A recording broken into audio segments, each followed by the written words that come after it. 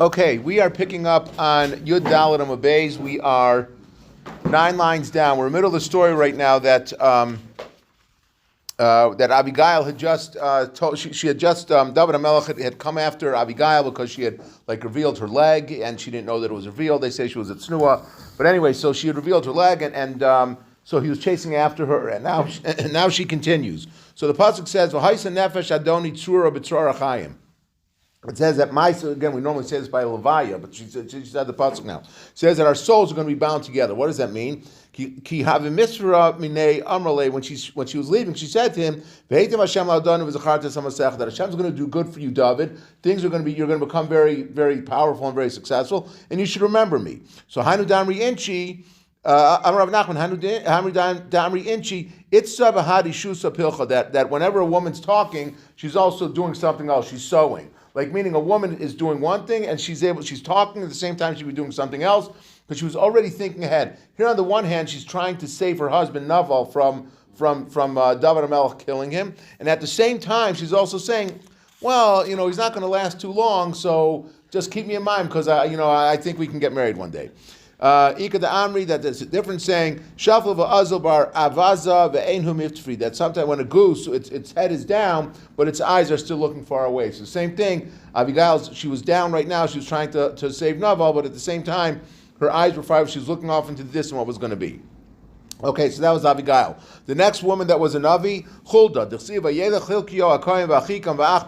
The pasuk says that they all went to Huldah Hanaviyah. They all went to Huldah, who was a Naviyah. So the pasuk says that she was a Navi. So the Gemara asks, so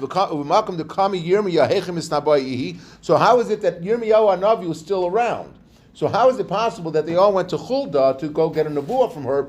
It's almost like it's not right. If you have the ability to go to Yirmiyahu, then she shouldn't be giving a nevuah at the same time that Yirmiyahu's there. So how is she able to do that? The one says, Amar Bei Rav Mishmei de Rav, Huldah Krovas Yirmiyahu Haisa V'lo Hava Makbid Allah. They were relatives. So Yirmiyahu didn't mind if Huldah was also giving nevuah. Like it was a family business, so he didn't mind if they were doing nevuah at the same time. So Gemara asked though, so that's fine. That's how she was able to give to give nevuah. But with Yoshiyahu, Gufei Heichi Shavik Yirmiyahu Mishad L'Gaba, how is it that Yoshiyahu himself was able to not go to Yirmiyahu Hanavi and go to Huldah? He still should have gone to Yirmiyahu, who was the premier Navi of the time. So I'm with the Rav Shela, Nashim Rachmanio, saying that women are more merciful. So when she was going to give over the nevuah, it would be with more rachmanus. So what does that mean? Because the bottom line is that when a navi is giving over something, they're giving over the Dvar Hashem. They're giving over whatever the message is. So either it means that like when they give over the message, you can hear a harsh message, and it could be even given over in a way that is very, like it's going to make you feel like really lousy, like the person screams at you and berates you, or the message can be given over in a softer way. It's still the message is being delivered, but at the same time it's being given over in a way that's a little bit softer. So some say that women are rahmanias, or another pshat is that she would go after she gave the message or whatever the bad message was, then she would go daven to Hashem for rahmanas because women are rahmanias, so she would have a softer heart. She would daven for rahmanas.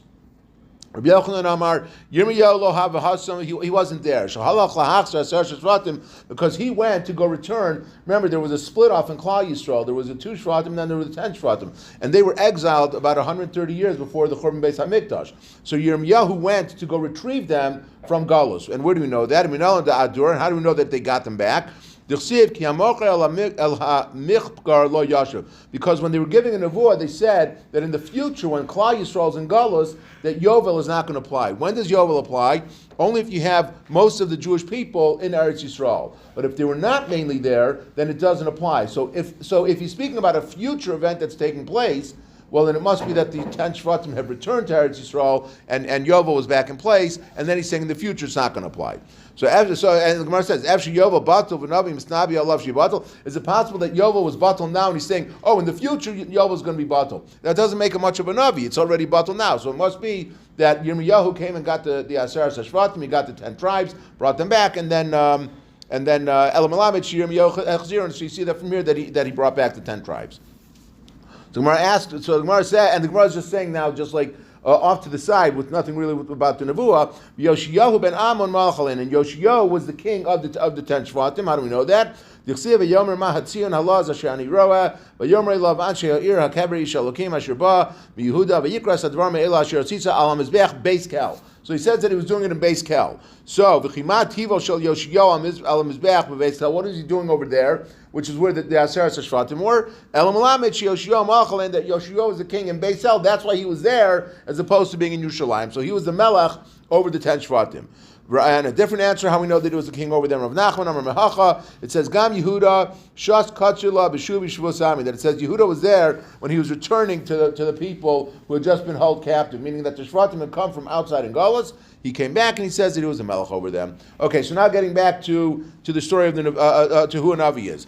Esther, how do we know that Esther Malka was a Navi? D'chsiv, Vayhi bayom hashlishi, Vatil Vash Esther Malchus. It says it was on the third day, and Esther wore royalty. So it says she wore royalty. There's something missing. The Gemara says, Big Day Malchus mi boile. It should have said she wore clothes of royalty. What does it mean she was wearing royalty? Ella shalavashta ruach hakodesh. She was clothed, she was wearing ruach hakodesh. How do we see that? Ksiv hacha vatilbash. It says here in the Megillah vatilbash. Ksiv hasam v'ruach lavsha es hamasha. It says also when he was talking about giving ruach hakodesh, it says the lashon of lavash. So we make, again, the words are similar, so we say that she was a Navi. And even though Megillah Esther was, we learned earlier that Megillah Esther was written with Ruach HaKodesh, but how do we know that she was a Navi, that she was able to give over Nevuah? So that's where we learn it from here. But it was written by Mordechai, not? Right, so that's what I'm saying. So it's Ruach HaKodesh, when Mordechai wrote it, but you could say that, but Ruach HaKodesh, maybe she contributed to the writing of the Megillah, so it's saying that this was, so that's why we're learning out from here and not from there. Amar Rav Nachman, lo ya'a yehurasa l'nashi, that gaiva, haughtiness, it's not a pretty look on women. Okay, so and what does that mean? Tarti nashi yehiran havyan v'sanyan shemaya, that there were two of the nevios that we just named. They were very chashuv, but at the same time they had haughtiness associated with them, which the Gemara is going to show how, and it was reflected in their names. Chada Shema Ziburta, one of them the name was B. V'chada Shema Karkushta, and the other one the name was a weasel. Ziburta Ksiva Vatishlach Vatikra Levarik. That it was talking about Devora, and why do we say that she had gaiva, that she had haughtiness?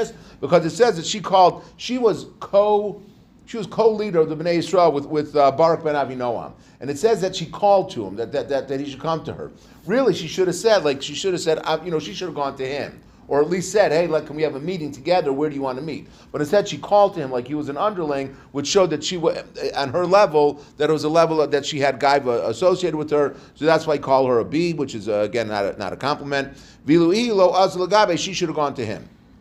And Karkushta Ksiva, and by the weasel it says, Imrula Ish says you should say the man, that when she was talking to the king Yoshio, she said, tell the man. She didn't say tell the melech. Right? She should have accorded honor to the king, but she just called him a man. So again, that's saying that she came from a place of gaiva. Okay, she didn't say that she'd say to the king. Amar Rav Nachman, Chulda mibnei b'narav shel Yoshua chaysa. Chulda, again, the Navi that we're just talking about, she was a descendant of Yoshua, Ksiv Hacha ben Charchas, Uksiv Hasan by Yoshua b'timnas Cheres. So again, the play on words tells us that she was a descendant of Yoshua. So Gemara says, so we asked him, it says, Shmona Nevi'im Haim, there were 8 Nevi'im, V'Haim Kohanim, Yatzum Rachav Azona. There were 4 Nevi'im that were Kohanim, that were descended from Rachav Azona. So, Ve'elu Haim, Gerya, Baruch, Usraya, Machse, Yirmiyah, Chilkiah, Chanamel, V'Shalom. Those 8 were descended from Rachav Azona, and they were Kohanim, and Rabbi Yehuda Omer, Av Chulda, Hanaviyah Mimnei Voneha Shel Rachav Azona. So that Chulda was also a descendant. She was born from Rachav Azona. So Ksiv Hacha ben Tikva, Ksiv Hasam as Tikva Schot Hashani. Again, that when it was referring to Rachav Azona, and she had the spies that she was helping to hide. So it says the Chot Hashani. So the play on words, we make the connection. So we say that she was amongst the children of Rachav. So he asked him, he basically said, you just said that she's a descendant of Yoshua ben Nun, and here we see that she's from Rachav Azona. So he said, Amarle, Eina Saba, he said to him, he called him like Eina the Zaken, the older, Amarle Pasya Uchmar, he called him a black pot, which was not meant as an insult, it was actually meant as a compliment, because in those days they learned so much and they were so poor that their clothes would become blackened because they couldn't afford anything. So he's saying you're such a Talmid Chacham that you're so dirty because you're learning so much. He says, "Minacha minatus time shmaitza." From me and from you, we could both be right about it. That what? The Garya v'Nasba Yoshua. Rachav Azona became a convert and she married Yoshua ben Nun. So that's how it's possible that Yoshua and Rachav, both that Chulda came from both Yoshua and from Rachav, which again is just an amazing thing that you think about. Like we had before that Bisya married Kalev ben Yefuna, who was one of the leaders of Klal Yisrael, and her origin story is not a great one. She's the daughter of Paro, and here we have that Rachav Azona, she became a Gioris, and from her they ended up having 8 Nevi'im that were born to her, 9 if you're also including Chulda, and that Yoshua ben Nun, who was the leader of Klal Yisrael, that he married her. So it just like to show how much you could, like that a person's not bound by where they come from, but really they can really go to the highest of heights. So Gemara asks, how could you say that she was a descendant of Yeshua? It says in Divrei Hayamim, Vaksiv, Non beno, Yoshua beno. Then it was talking about Non. Again, it was Yeshua ben Nun, so it was ben Non. So when it's speaking about Non, it says that someone was Yeshua, and then it stops there. It doesn't say that he had any more children after that. So it seems that he did not have children. Gemara answers, Benelo Havile, he didn't have any sons, Benasan Havile, but he did have daughters, turning to Tesvav Amud Aleph. So and the Gemara says, Bishlam in Arshi. So we understand that the it said that there were 8 Nevi'im that were born. So how do we know that? So we know that 4 of them were Nevi'im because it says in the Psukim, it says that they were Nevi'im. Again, going back to the 8 Nevi'im that it says that Rachav Azon gave birth to. How do we know that their fathers were also Nevi'im, which were the other 4 people that were mentioned that were born to Rachav? So when it says Keda'ula, and he gave a rule. He gave a rule right now that he's basically saying applies anywhere in Tanakh. That what was it? Da'amar Ula, Kal Makom Sheshmo V'Shem Aviv B'Nevius. Anytime that you have the story where it says the name of a son and it says his father, and it's talking about some story of Nevius that was taking place, some prophecy that was taking place.